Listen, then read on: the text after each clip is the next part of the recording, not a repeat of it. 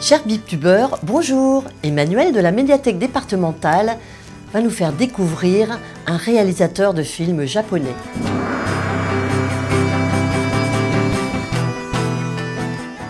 J'ai choisi de vous faire découvrir un cinéaste japonais qui s'appelle Yasujiro Ozu. Donc pourquoi vous parler de Ozu aujourd'hui?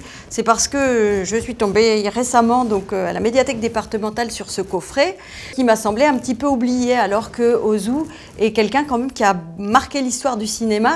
Ozu, c'est quand même 54 films, donc c'est quelqu'un qui est né en 1903, mort en 1963, alors c'est un peu ancien. Le film dont je veux vous parler particulièrement, c'est celui-ci, donc c'est Voyage à Tokyo, qu'il a tourné en 1953.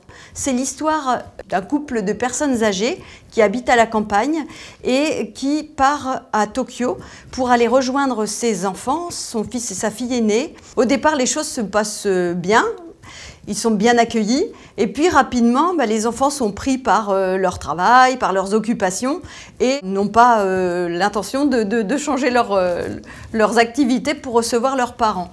Donc les parents, on sent que peu à peu, ils deviennent gênants. Alors tous les sentiments sont montrés avec beaucoup de pudeur, beaucoup de sensibilité et beaucoup de retenue. Bon, c'est japonais, c'est un film en noir et blanc de 2 heures. Le reste, je vous laisserai découvrir. Donc ce que propose Ozu, c'est une plongée dans les années 50 au Japon, avec un Japon qui sort de la guerre et qui s'américanise, avec l'apparition brutale de la modernité, un système familial qui est en train de se désintégrer et les valeurs traditionnelles qui sont en train de se rompre.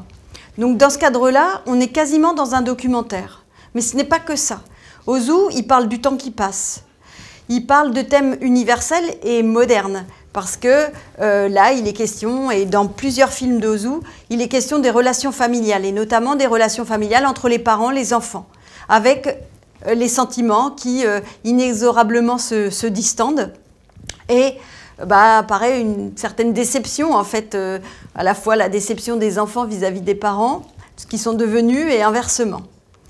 Donc Ozu, il montre la vie ordinaire dans son cinéma, il montre la vie ordinaire des petites gens, les choses simples, authentiques, et c'est sans doute ce qu'il y a de plus difficile au cinéma. Sa mise en scène, elle est sophistiquée, c'est épuré, c'est délicat. On dit qu'il filme au ras du tatami. Et effectivement, vous verrez, il y a plein de scènes où on a l'impression qu'il nous invite à entrer, on est avec cette famille. Il y a de magnifiques plans fixes, on dirait des tableaux, parfois des plans fixes avec juste le train qui passe, les enfants qui courent, et tout ça symbolise donc le temps qui passe.